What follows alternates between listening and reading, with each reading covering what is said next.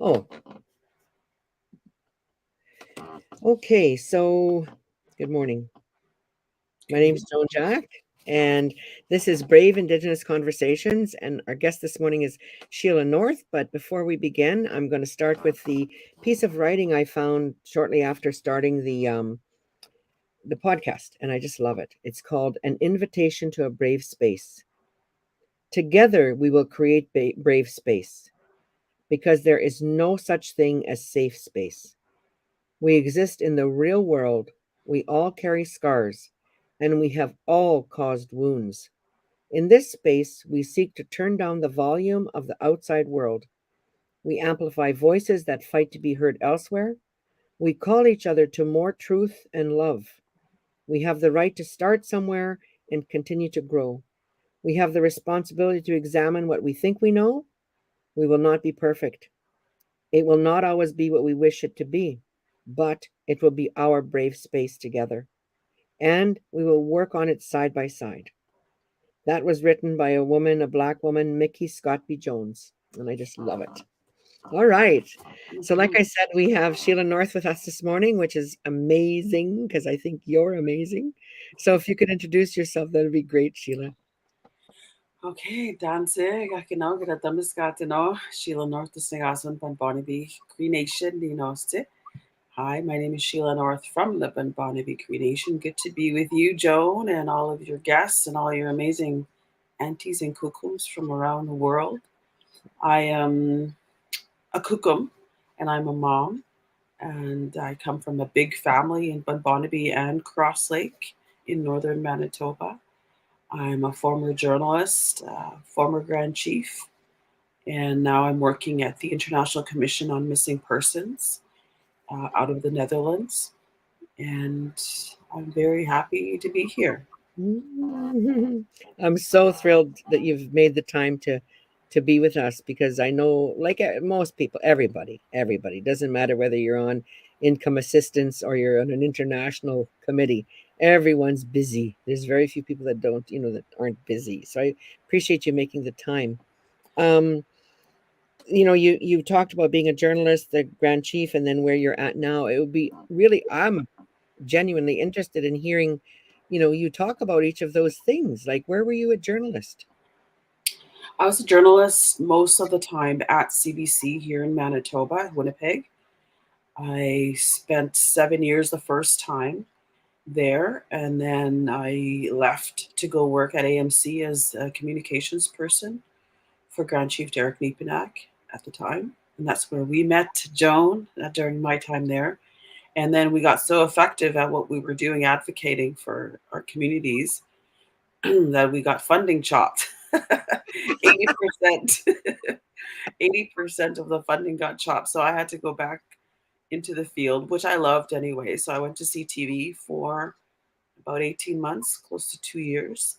And then I got pulled back in, and then I ran for MKO and became the first female Grand Chief at MKO. So I've written for other communication, other papers and journals and stuff like that. So I think I was in journalism for probably 15 years. Most Mm. recently, I went back to CBC for another 18 months, and I lived out my lifelong dream to be a host on CBC Manitoba. So I was able to host late night news broadcast for a time, and so that's all part of my journalism career so far. Awesome. So Yeah. for, I was thinking what came to mind was, our young people that are listening, or anyone, but mostly it came to mind as young people, like if they want to have a career in journalism, what would you say to them? Uh, well, I think there is a lot of good programs out there that it would be good to take. There are now organizations, news organizations that are training on the spot as well. So if you think that you have the desire to be a storyteller of different formats, it doesn't have to be on TV, it could be on the web as well now. There are opportunities to look for there. I know news organizations are looking for interns and recruits that they could build and develop. The most important part to me, I think, is if you have a natural curiosity, and even if you're shy, somehow it works. Because I'm a very Mm. shy person in person, but for some reason I'm okay with cameras and microphones in my face.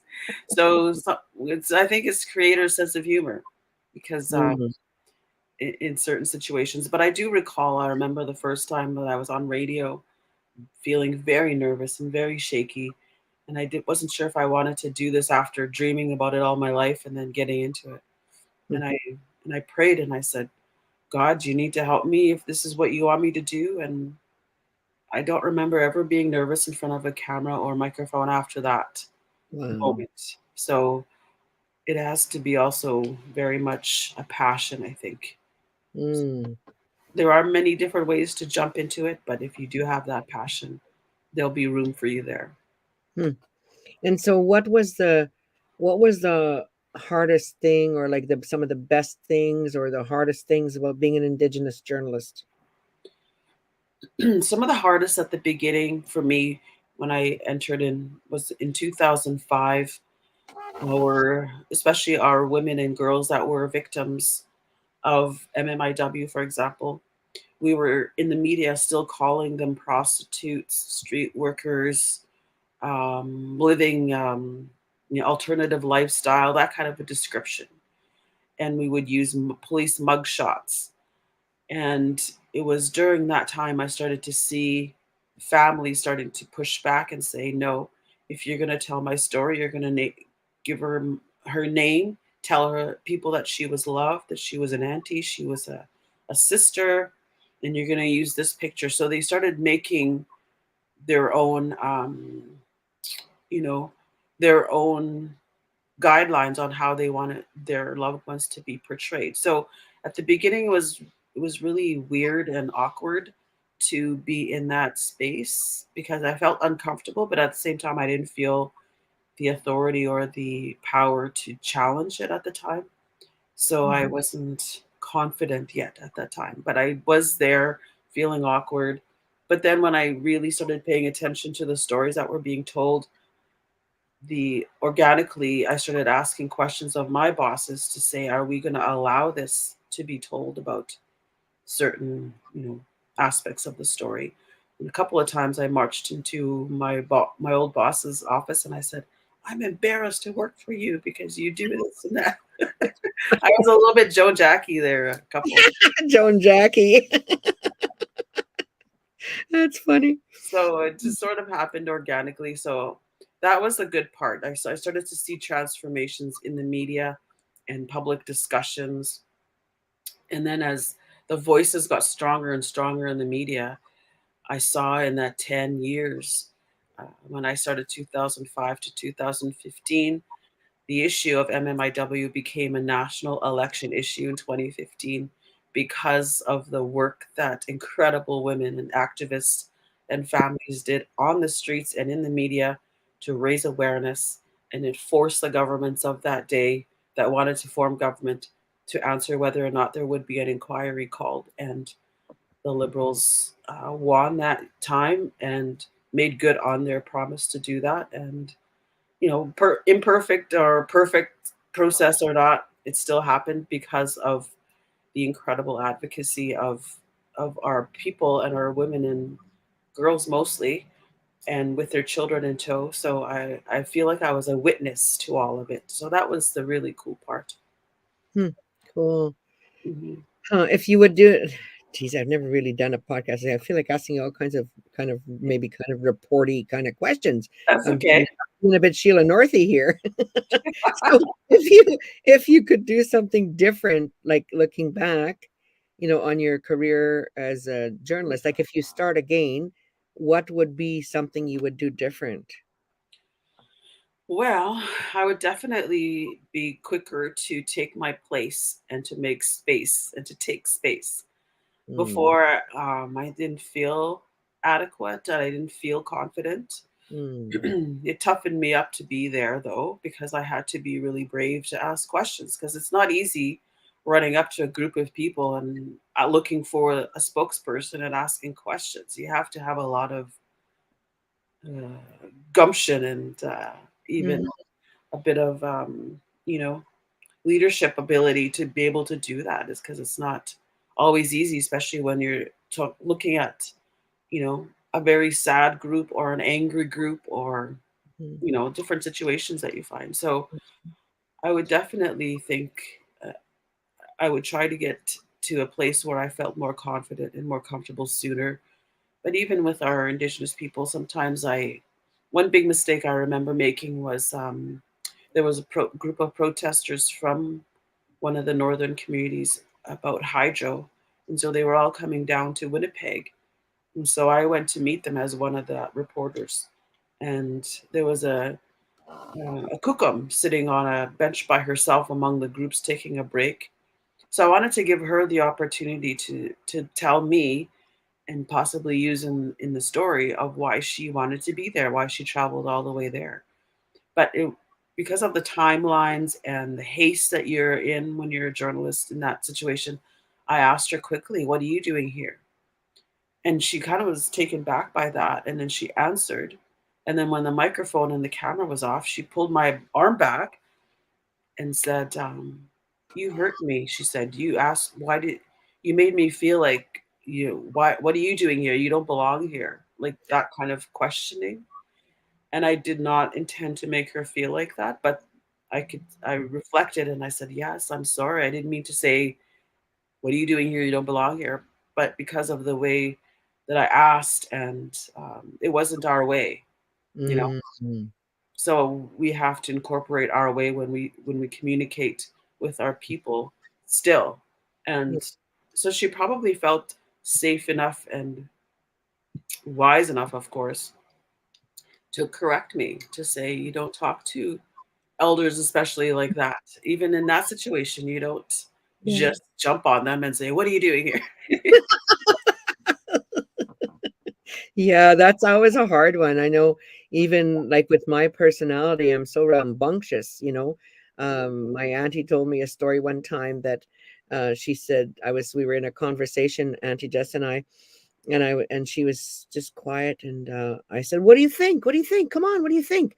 And she's like, "Joan, I'm actually thinking." I said, "No, you're not. You just don't like what I said. You just don't like what I said." And she's like, "No, I'm actually thinking." And I was like, "Okay." And then when she was done, and then she said, I'm going to tell you something. She said, "Inside each of us, think of it like this. There's a blue flame."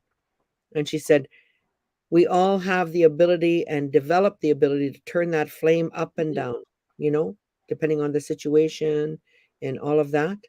So mhm, that's one thing you got to get conscious of. And then mhm, she said, "The other thing that I have to deal with is that everyone has a natural set point for their blue flame, you mhm, know? And so some people's natural set point is quite soft and a low, soft flame." And she said, "Being around you, your natural set point is," I would and have to agree. Just kidding.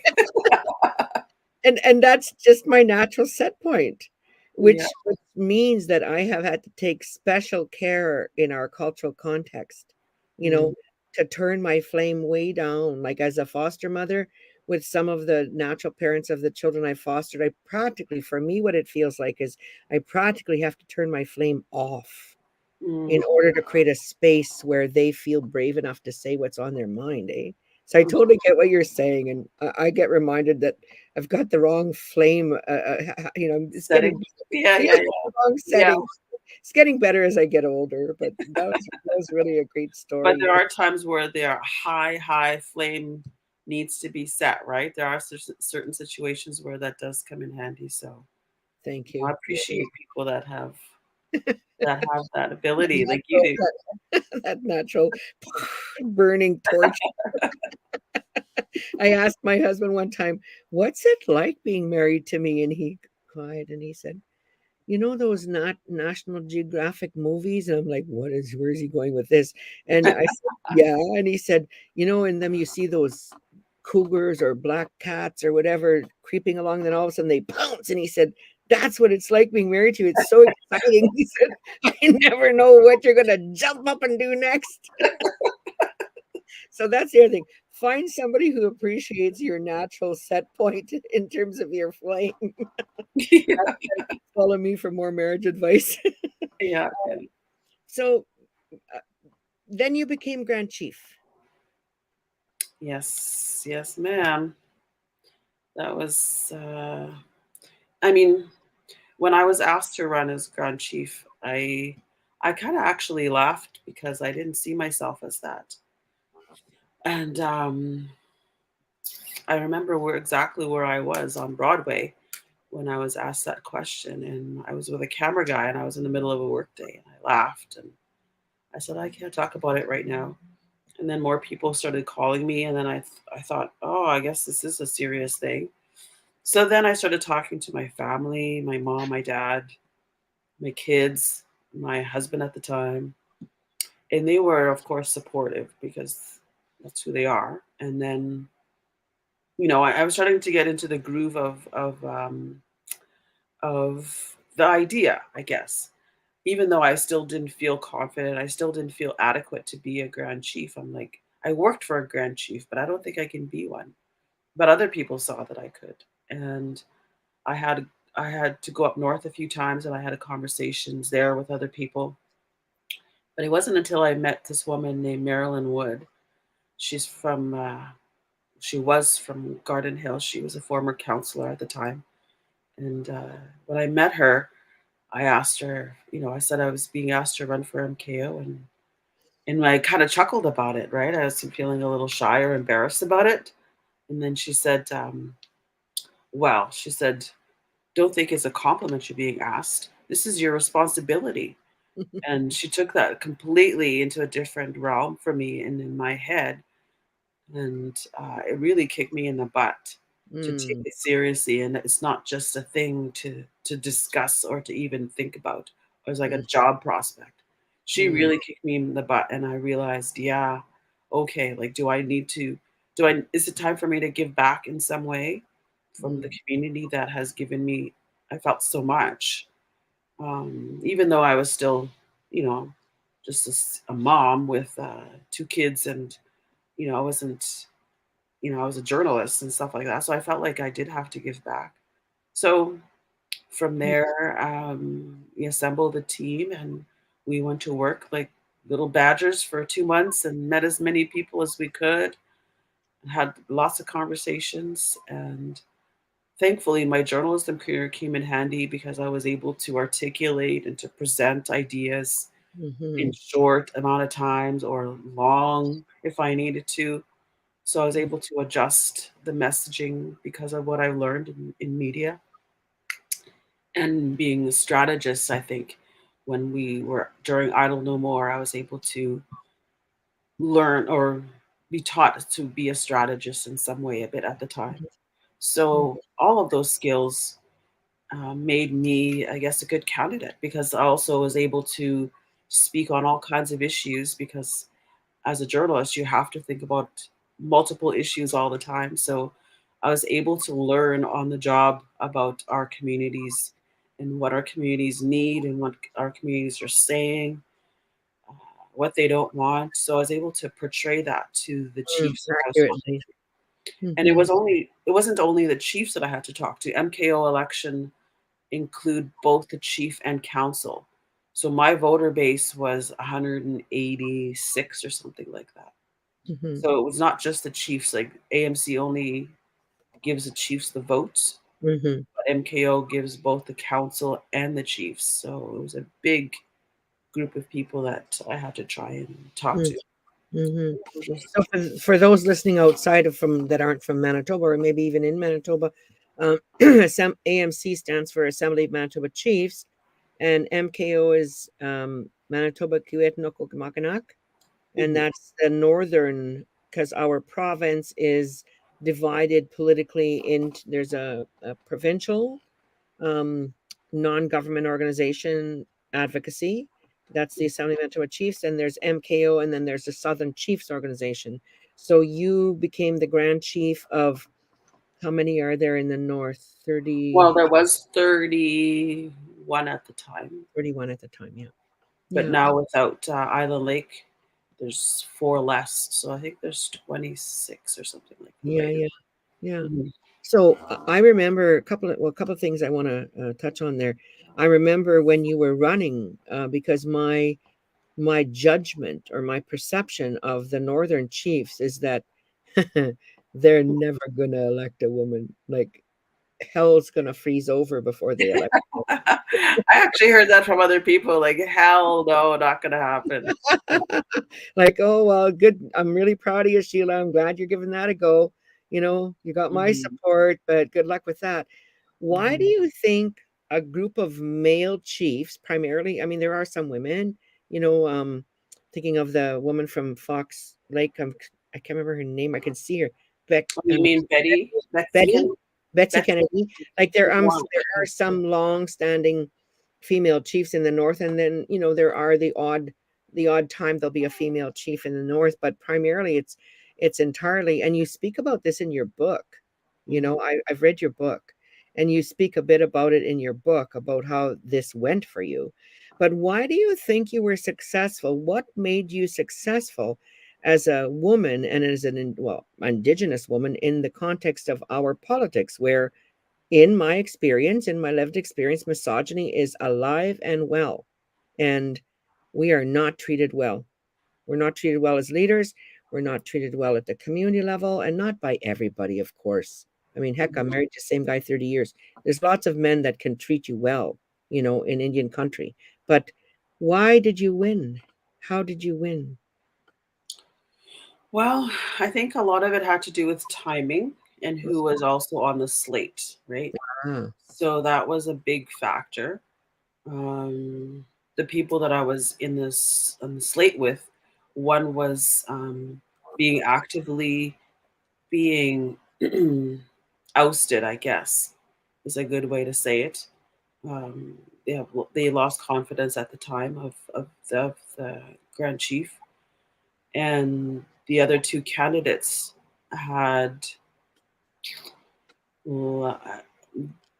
one didn't have a political experience. I think one of the other ones did, but I guess I had a public persona as well that also helped because I was in the media and people knew me, so that was a big factor.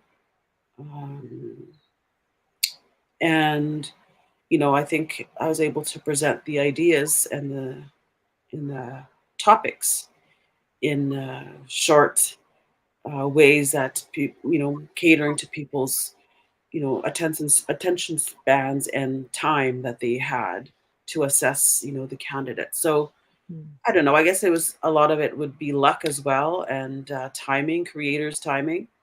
I mean, I'm really proud of the fact that they actually elected me as a Yeah, first grand chief. yeah. I was really proud of them.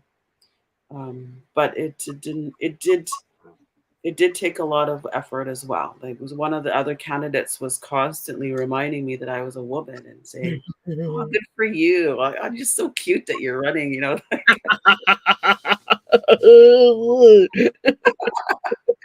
I almost one time he got off the podium while we were talking, like taking turns, and then he got off the podium and came straight over to shake my hand and then kiss me, and I moved away and he kissed me in the Oh, eye. yeah. My God. Yeah. So I So think it was timing. It was mostly that, and of course, some of the chiefs that I did talk to, and they were being asked about it. I think it actually only came up a couple times. mm, Someone in the media asked one of the chiefs if MK was ready for a woman, and the answer that this chief gave was, "Well, let me think. Most of when I'm at home, it's the women that know what to do in the house, so they tell me what to do. When I was growing up, my mom told me what to do, and my sisters and my aunties. So yeah, I think they have leadership skills and abilities." So that's something else that's so interesting, because there's such a disconnect from our reality, in this, as women, in terms of the space we are able to exercise leadership and power, within our homes. Like, I don't even know how to talk about it. Like, I'm not a trained feminist or social scientist or whatever, but why, I'm always thinking, why is there such a resistance to having us move into roles of leadership, whether it's voiced like clearly out, like somebody saying, well, no, we never had women for leaders, and we don't want women for leaders, as our front people. But that might be a discussion for another conversation. But yeah, because in the end, I think around the world, it's not just an indigenous thing.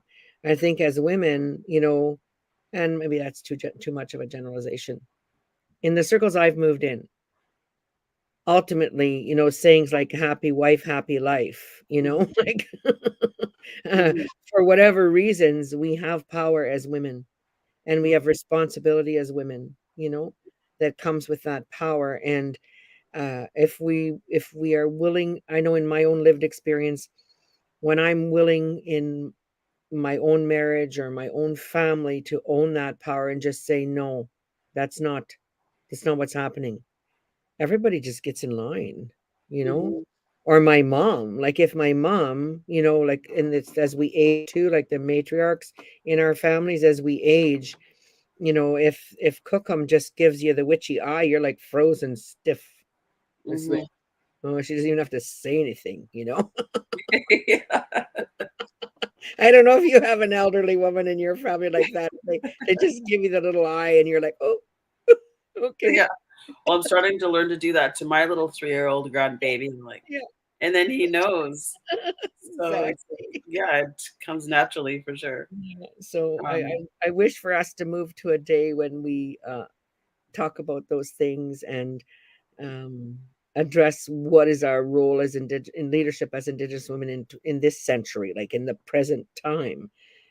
So yeah, I don't know if you want to say anything about that, but sure, yeah, I sure, will, but let me answer Catherine Ann's question about sure. thinking about giving the vote to Oh, people. nice. She, Yeah. I mean, I think, yes, I think that's important. I think that would be good. It's something that I thought about when I was Grand Chief on how that could possibly happen. And I think the idea generally is accepted, but it will take some effort at the policy level to change that. And sometimes there's no time to do anything other than the very basics and the tops. When chiefs do get together, when leaders did get together, my experience was that there was so much discussion and so much need for discussion that not everything got to the table, and sadly that's one of the ones. So it has to be a huge effort to, I think, change the organizational structure to allow that to happen. It would have to be a concerted effort for that, right? Because it would include funding changes and organizational changes and things like that. And then the other piece, Sheila, I'm sure you've thought about this and been involved in discussions about it. The other piece, that if we went to one person, one vote with any of our grand chiefs in anywhere, then what happens to the power of the local government of our Mhm. on the reserve, or in the Mhm. Métis community? That's true. You Yeah. know, you can see it in the Métis Nation. The Métis Nation kind of operates like that, where the president of the Manitoba Métis Federation is the guy. He's the guy, Did you and say the guy or the the guy? guy. I said the guy. That's funny. The guy. Okay, the guy. For the Cree speakers out there, they'll get that. Anyway, so he's the man. I'll say, okay, so he's the man, and the locals delegate their power up to him, and he is the president, like a corporate structure, Whereas in Indian country, for lack of a better word, the power to govern outside of hereditary chief, outside of hereditary, or I'm not talking about our original Yeah. systems of governance at all, the clan systems, and not talking about that, but within the Indian Act and the legislative framework of Canada, where the power is in the Indian Act bands, the 624 bands. Hmm. So the chief of the band and the council of the band are the ones with the legal power. Hmm. And so, if the citizens that they represent were able to vote in a grand chief of these chiefs, what would happen to their power? Right. And then, would the federal government even, or provincial government, or anybody even bother talking to our local chiefs. True. So I think that's where some of the resistance True. is going to one person, one vote, yeah, because and it's a but I don't think that it's not something we shouldn't be thinking about as Indigenous people, the evolution of our own governance systems, whether it's through another structure, might be through the numbered treaties, the treaties 1 to 11, Hmm. that maybe we would want some kind of one person, one vote structure through there. But no one's really engaging on this. This is the Joan comment. Like, no one's really engaging in this conversation other than grassroots people bringing it up, um, that I know of in these places, because people are loath to give up power they already have. Yeah. So Uh, yeah. yeah, It's that cycle of poverty that still operates in our mindset, I think, right? Like we have so little, so when we get something, it's hard yeah, to give up yeah, because, you know, we've gone without it for so long. And so when yeah, you get to that level, it's yeah. hard to go back. The scarcity, like to believe that there's enough, eh? Yeah, exactly. Before we move on to where you're at now, I wanted to also say, in terms of your election, I'm guessing that you had a strong team, and your career even, that you have a strong team of us. Maybe it's a small team, I don't know, of supporters that help you. They're on your team. And oh, my daughter's calling me in the middle of. That's my God shot. Oh, you're not that important. Your kids don't even listen to your don't even listen to your podcast. Poof. So go ahead. Yeah, no, definitely have people that I met in '97 when I first moved to Winnipeg. Um, it was Jennifer and Darcy Wood, that I was introduced to when I was an economic development intern.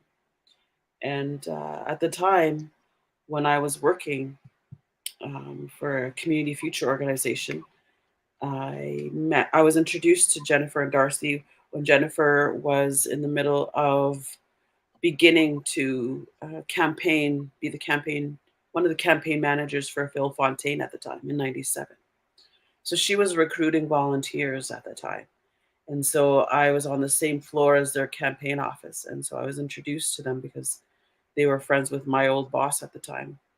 And, you know, I was introduced to the whole thing about politics. I mean, at that level, I already knew who Phil Fontaine was, and I already knew who Ovid was because my dad was a political junkie from the beginning. I knew who Jennifer and Darcy were friends with Elijah. So being in that circle and being in that um, just was mind boggling and so cool for me. So I gladly volunteered. So ever since then, I feel like I was trained and groomed in a way, not officially, but organically to think of leadership. And I would have never entered it myself. It wasn't a lifelong desire or dream to be in leadership. But I accepted the call because of the different situations I found myself in. But Jennifer and Darcy have been there since that time, and then Hmm. of course my own kids and a lot of good friends I've met along the way that I feel like I could call if I'm stuck somewhere. And I've called you a couple times there, Joan, since I've met you. Yeah. And then there's some chief friends of mine, and the late Elijah Harper's wife, Anita, is also still very Mm, integral in my life. When I go to Ottawa, I'm privileged to be able to stay at her house and mhm, sit in Elijah's chair that he loves so much. So I get mhm, to sit in this chair and just, reminisce a bit about, mm, um, leadership from that era. And so I do have very few people, but they're very important and significant. mhm. Yeah. I Mhm. don't know if Jennifer's ever told you, but every time, I don't talk to her often, but when I do talk to her, I always say to her, "I'm so jealous that Sheila has you. I'm so Yeah, Where's my Jennifer Wood? God, I'm like, yeah, yeah. because she's so she occurs for me as so how do you say, dogged in a good way. Like she's Mhm. just always trudging and just trudging and trudging for the people, so Always, always from behind the scenes. yeah, A yeah, lot. She's been a part of many movements and yeah, most of the Indigenous leaders that we know about. She's had a hand in some yeah, way of yeah, supporting them.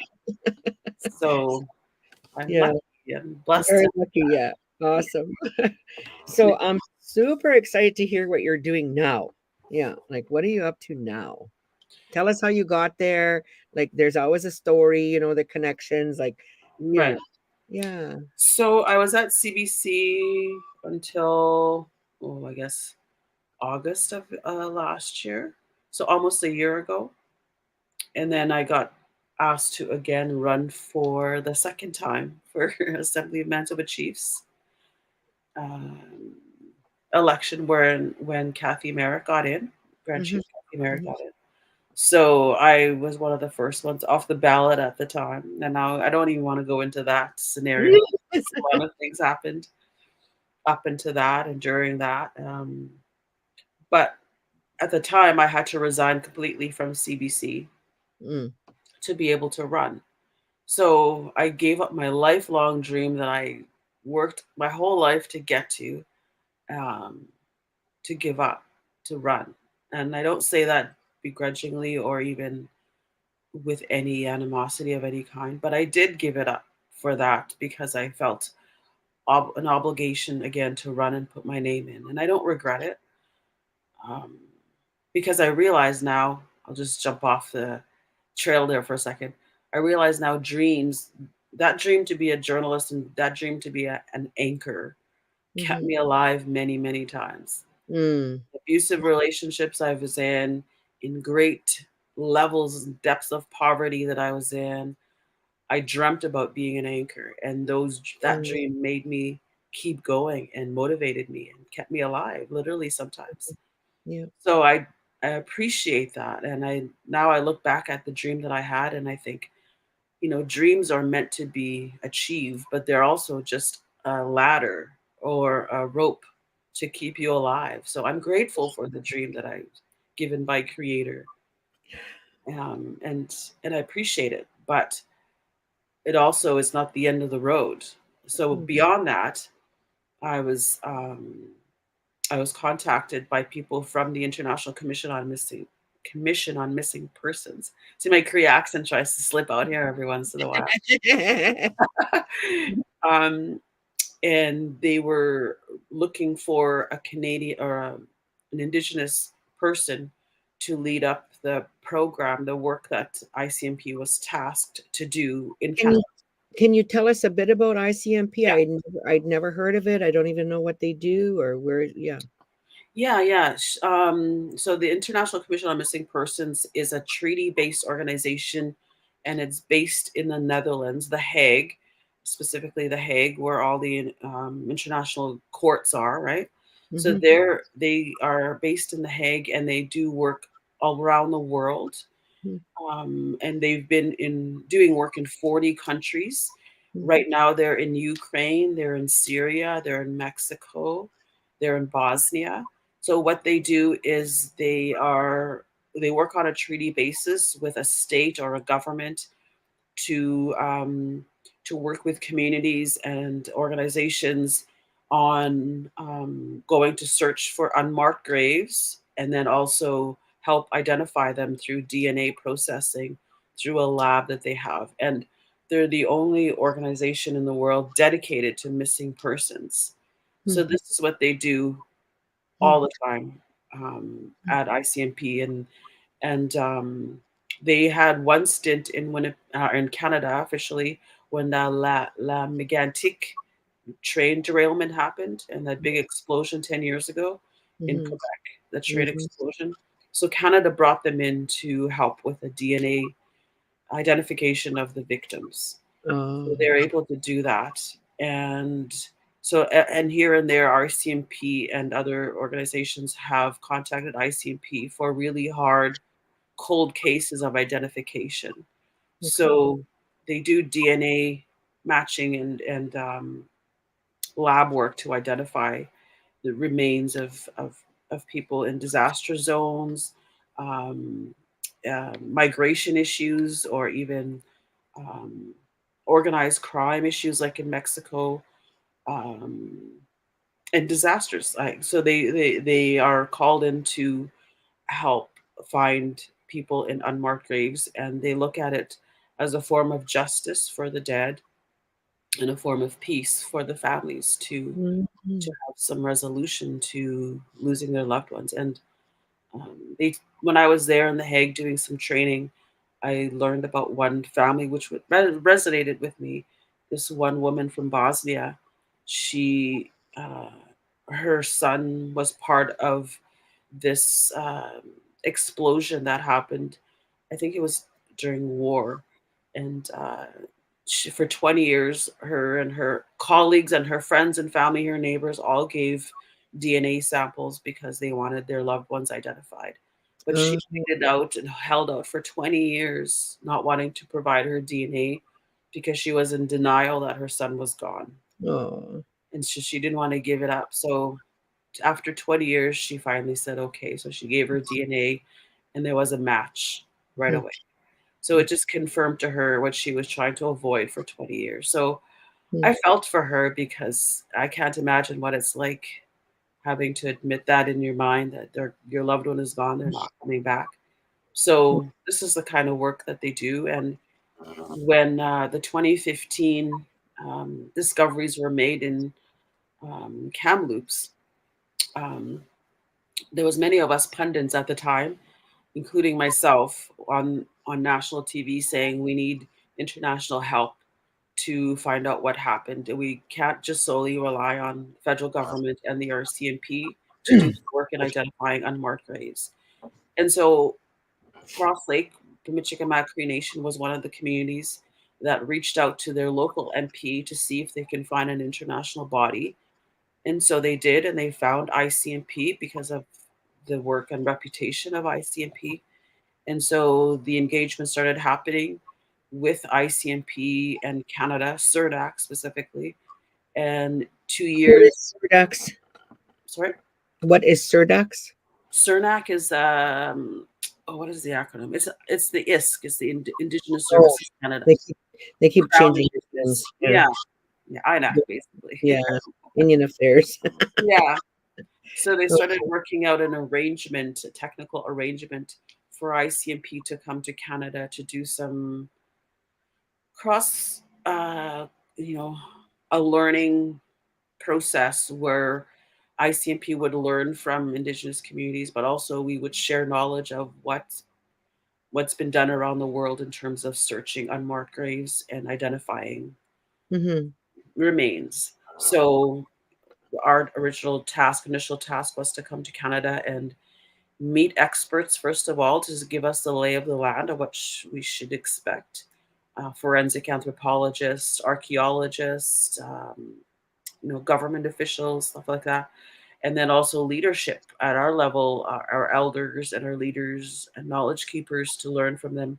And then we were going to fan out to communities, mm, 35, at least 35 different community or regions mm, across Canada to talk to communities about what the process would be like if they wanted, in fact, to actually search the unmarked graves, have those discussions of what that would look like. But now we've had to regroup and rethink on the delivery of that. At the end of it all, we were going to provide a report to the communities and families first, and then to the government on what communities want. Some communities we're already hearing are saying don't disturb the unmarked graves, just leave them as they are, and we'll commemorate them instead. And some communities are saying we want exhumation and we want identification. So mm, that was our big task. And I was one of the first, well, actually, I was the first people hired out of Canada mm, to lead that and to find a group of people to help um, set up information sessions mm. to have those discussions. Wow. So, oh my goodness, so many things that this is so interesting. So the first thing stuck in my mind is that in this matching process, a DNA bank of the families, like the Hmm. Bosnia situation, Hmm. uh, needs to be created because how are they going to match them? Exactly. So I had not even had that thought before. It's a So difficult thing to think about, right?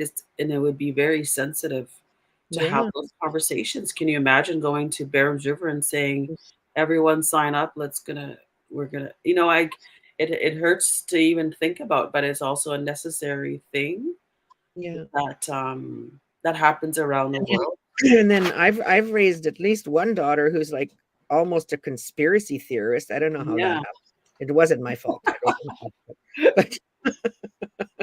But I could imagine asking my daughter oh, to give up her DNA. She'd be like, "Forget it, man. The yeah, police brutality and all of this stuff, and I'm not giving absolutely. anybody my damn DNA."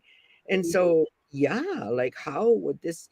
Wow. The crazy thing is too on that is people are doing that for entertainment purposes, for example, and maybe also genuine curiosity through those Oh yeah, 23andMe apps and things yeah, like yeah, that, yeah, right? yeah, So people willingly give up their DNA in those situations where they're trying to find out their backgrounds or yeah. who their relatives are. So it already happens, but to think about it in this way is going to be difficult, and that's where we wanted to meet with communities to get their input on what we should be doing and how we should be approaching it. Yeah. Ceremony definitely would be a part of it because we can't just simply go out like I did as a green journalist and say, "What are you doing here?" Blah blah blah. We can't take that approach at all because Yeah, yeah, you're going to hurt people and re-victimize. So yeah, yeah, learning to be able to have those conversations in a respectful way will be yeah. part of our big tasks. Mhm. Yeah. Yeah, that's just mind-boggling. Huh. So Mhm. now you talked about how there's other people involved in the organization you're with now, as a part Mhm. of your Canadian team. So, you have a staff or that you're I have leading? I've hired one person so far to work with me, doing a lot of research Yeah. and a lot of uh, writing with me, writing and but we're going to need a coordinator to help us with the logistics, but also we're going to need facilitators, at Mhm. least 6 across Canada, to Mm. go into their different respective regions to have Oh. these discussions and have these conversations. Mm. So we'll have to train them up to know what to present and Yeah. where to add direct questions when they happen. Mhm. So there'll be that process. But yeah, we put out a call for hire, but we had to pause and um, regroup again. So we probably won't be hiring or looking for finding people until September again. Mm. Mhm. And so how does this in my mind, I'm trying to fit this all in. So okay, so this is out of The Hague. It's a global initiative. It's conducted through a treaty, you said, between the organization and the country. Usually, yeah. Yeah, But and this so in what has Canada is happened a in technical. Canada here? In What has Canada, happened? we're operating on a technical arrangement, and Ah, it's different from an agreement because we're not subjected to what Canada's wants to find. So an arrangement allows ICMP to have the independence still of doing the work and having its own opinions and own findings mhm, for the benefit of the communities because um, that is the main and important thing. mhm, Having that autonomy is to develop reports based on true findings and not perceived or you know um, convenient, prescribed. whatever. Yeah. Hmm. Yeah. So so just so I'm clear and the listeners are clear, so Canada has contracted the organization you're with to do this work Hmm. in relation to the discovery of unmarked graves at residential school sites throughout Canada. Yes, at least at the initial phase of what hearing what communities want to do if they Ah, that So it's a book. buy-in operation right now. Although there are specifically two communities in Canada that are interested in considering signing a direct MOU with Mm-hmm. ICMP to do some of the work, Mm-hmm. including well, I won't say specifically, but there Yeah. are there is a community that is at that ready level already Mm-hmm. that is considering Mm-hmm. the work that the ICMP can do Mm-hmm. that is you know that is already at that level Wow. of readiness. So Mm. um, yeah, Cool. we're considering that and using that as also information gathering initiative so we could share with communities what has been done and what was able to be achieved in Mm-hmm. those two cases. Mm-hmm. Hmm. Mhm. Hmm. Yeah, I don't know what. Yeah, I don't. It's so it's so complicated. so And I guess in the easiest way to put it right now is our task is to go across Canada to talk to communities about what's been done across the world on approaching unmarked graves. mm, It's not a company. ICMP is not a company. It's an organization. mm-hmm. So it's not like a GPS company who would be hired to scan the grounds, right? Mm-hmm. Although ICMP does have the capabilities of that, but that wouldn't be the main thing. And we're not a company that sells the services. We're an organization that would work with families and communities to do the work and Mm. coming up with ways collaboratively on how we can approach, for example, the DNA or a collection of samples Yeah. if needed. It's more about it's oh, that was a loud noise. It's more about process.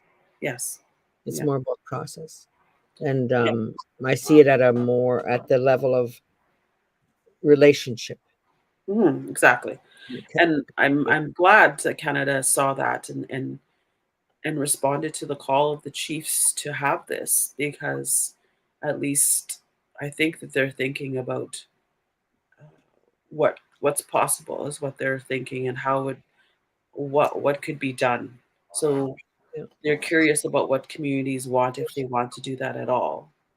And And if they do, ultimately what I see clearly is that um if there was somebody missing in my family, you know, it would be up to my family whether or not we participated mhm, in this and the DNA. But then the other, I just can't get it out of my head.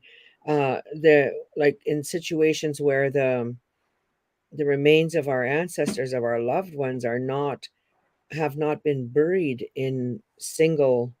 mhm, Uh, like there's other issues related to.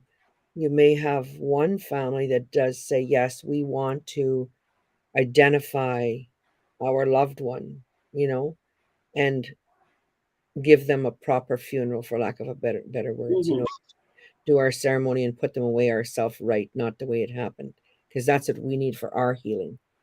And in the same space of ground, literally, you can have another family saying, no, what our family needs is we just need to leave things as they are mhm. and not disturb our ancestor, and we're going to have ceremony like that. And then what do you do? Exactly, exactly.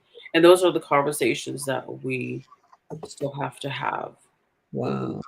we're already hearing from some communities that are on both, like Yeah. saying, let's just leave them and we'll have commemoration instead. And some saying, no, we want to bring them Yeah. home because they're so far away from home and Yeah. we want to know where they are. That's the other thing. I wasn't even thinking of that in that context that you just presented. I Mhm, was thinking of that in the context where the ancestors in the ground are all from the same community. But mhm. as we all know, the residential schools housed people from many communities. Exactly. That's another layer of. So I guess, you know, where with my mind, where I'd have to land is this is another opportunity for us to reconcile Mhm, inside our own communities, mhm, because that's the primary place in my mind that reconciliation needs to happen. mhm. Is it? each of our own lives, Right. each of our own families, each of our own communities, and then I'll worry about any white people that I might have to reconcile with. Like Yeah. I don't even like we have so much reconciliation to do within our own communities as the collateral damage of Hmm. colonization and the continued legalized racism. The damage continues. Kids are still being apprehended at birth today. Today, their child will be taken from them in a hospital somewhere in Canada just because they're on a birth alert, you Yeah. know? And so the legalized racism continues today. Hmm. Somebody will maybe probably die at the hands of police forces today. Hmm. I Hmm. mean, there's all kinds of injustice. So it's like super complicated. Yeah. Yeah. And and the other thing that we have to remember ourselves when we go in any case around the world is managing expectations, right? Because it'll be difficult to, in some situations, identify some remains because they didn't have children. They didn't get to have children of their own, for example, Mm, and their mhm, relatives might be long gone. mhm, And so there'll be challenges like that that we know mm, we have to be able to discuss that thoroughly with families and make sure that we're not setting up people for false hope or disappointment mhm. or greater harm, right? And so we'll have to find people that are very sensitive and loving to our communities to be able to Yeah. have those conversations. And one thing I want to make sure that we're clear about too is, there's been portrayal, I guess, of ICMP going around collecting DNA at this level. And that's Mhm, totally not the case at all. That's not even, mhm. a part of the discussions we're having. And we're not even at that level. So if you hear anything like that, you can correct people and say that's not actually happening. No. Yeah, for sure. Yeah, there's all kinds of fear mongering all the time Oh in yeah, yeah. in our communities, especially where in my most cynical moments, I hate it when I feel like this, Oh, but there's this famous it's like, Brian walking by. my husband. Sorry, yeah. That's okay. No, no, no. This is how my God keeps me humble. Like my family all love me, but they don't even care what I'm doing. And they're like, oh yeah, that's just mom, whatever. That's just Joan. She's doing something. So I lost my thought completely when you Oh, went. so sorry. No, no, no. That's okay. It doesn't matter. Okay, I like to keep it to about an hour because, like you were talking about Mhm, attention span, even an hour is a long time. But if I'm mhm, driving, I listen to podcasts when I'm driving. mhm. So in our closing, what would you like to say in closing? Because the hour is gone. Imagine. Yeah, yeah, no. I guess in closing is I get asked a lot about women in leadership, Mm, and I see you as one. We had some crazy moments in different times, right? During Idle No More and then during the Treaty Freedom Ride, we had some yeah, really yeah. tense and cool times. And to me, it's not about female, male leadership. I feel like we all have a role, we all have abilities. And when we're called to take those steps, I think we need to be brave enough to do that. And even though there's no guarantee of success of any kind, including myself, but I think we have to take up those opportunities and be brave enough to do that. And it's not easy. I know it's hard to put your name up for elections and for scrutiny, and it's not easy to always answer questions of what your hopes are and what your plans are because you want to be respectful. But at the same time, you can't please everyone. So I think you'll have to when you're in going into leadership or want to be in leadership to rely on your god-given instincts because they Mhm. come up, the blood memory comes up, and the Mm, creator finds a way to bring up what needs to be said at that moment. And sometimes I've learned the hard way that it's not something that people want to hear all the time. But we have to be brave enough. And I'll leave with this. One chief told me from Alberta, 150 years ago we were meant to be extinct. 150 years, we're still here. We're in every facet of society. 150 years, where will we be if we keep going? So I feel like this is a moment in time as we're talking about reconciliation. Us as Indigenous people are also in that uncomfortable phase of renewal and um, hard discussions. Uh, Mm, I hope when my grandbaby is 18, 20 years old, we'll have different discussions. That mm, it won't just be about whether or not it's good for real male, female role model or leadership. I think I want to be beyond those and just mm, talk about the real issues that are affecting our people, right? And so, not that that's not a real issue, but I think um, I just want people to feel that they do have place and space, no mm. matter what the Yeah. outline looks like, Mhm. and encourage people to be brave in those opportunities and not be afraid of people and their faces. Can you mention your book, please? Because I enjoyed reading it. I read it and I really enjoyed getting to know you. It's so personal. Okay, sure. It's called My Privilege, My Responsibility. And that comes from that conversation I had with Marilyn Wood, who said, don't think of it as a compliment or a privilege. And so I also think about my life as from my parents who gave me a lot of good privilege and opportunity to be raised in a good home, good family, and now I feel responsible to live out, their dreams and aspirations they had for us to have a good life. So I look at that two levels. I wrote it during the pandemic. It gave me something to do. Great Plains Publishing out of Winnipeg. The directors asked me to think about it, so I did. We came up with a timeline, and it was one of the hardest things I've ever done in my life is to Mm, sit down and write that mm. darn thing. And when I look at it now, there's a couple of mistakes here and there that I see, even though me and editors have went through it 5 times. There's always little mistakes here. So, but it is for people, I think, that want to know what it's like to grow up on a reserve and then come to the city and the challenges, Mhm. and then also having the opportunity to live beyond just our statistics of you know being abjectly poor and not being able to realize our dreams, but sort of on the opposite side of what could happen when people move past those challenges and actually achieve things. So it's a perspective on that, because there are many thrivers, as you know, Joan, and we don't hear of their steps to get to where they are all the time. And when you see university grads who went to school mostly on reserves, I always say bow to them because they've done so much to get to that point. Because Yeah, it's not easy. We're always 2 grades behind on reserves, yeah. at least. And At then when least, you get to that post secondary level, yeah, forget it. It's hard. yeah, yeah.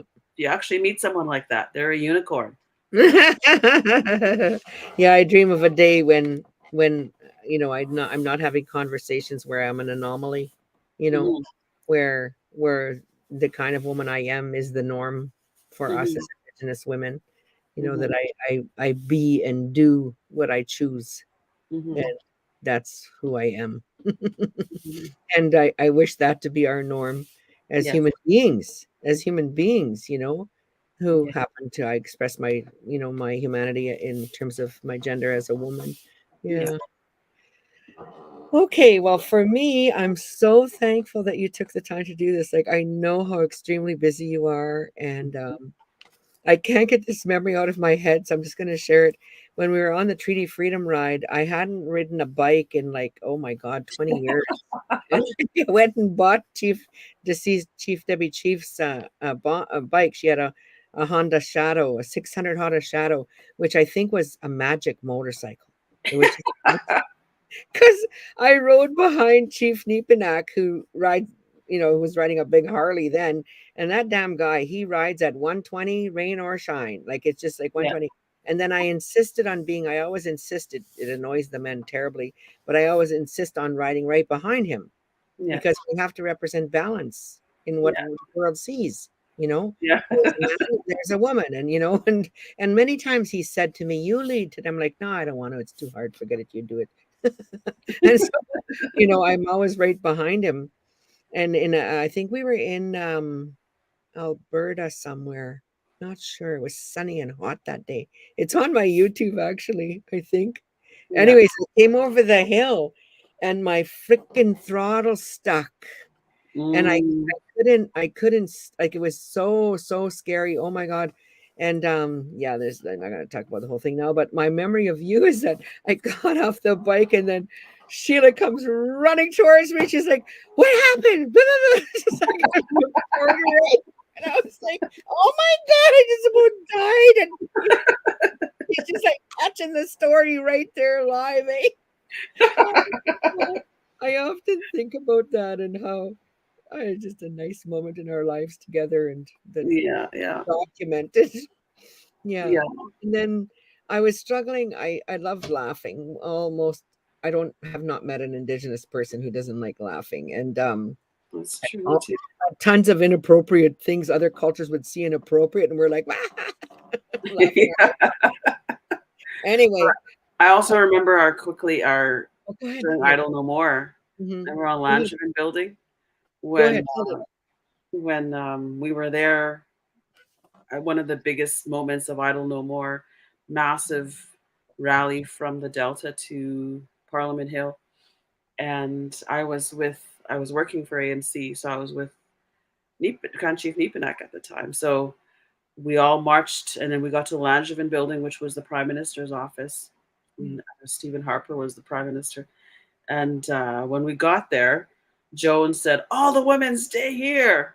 So I'm like, okay. So I had to stay there with all of the women, and while everyone else went to meet the other group that was there. Anyhow, we had hoped that all the chiefs would wait together to meet the prime minister, but Mhm. some chose to accept the invitation to meet him, and one of them was former national chief Matthew Kunkam. And then he walked past the women to go into the meeting, and Joe and Jack's like, "What are you doing?" And she just, I think he's forgiven me for that. oh my gosh, that was the pivotal moment. I think we were crying when he went in, but then we all started laughing because we were like, "Joan, what the heck?" You just gave him crap right there and held him accountable at that very moment.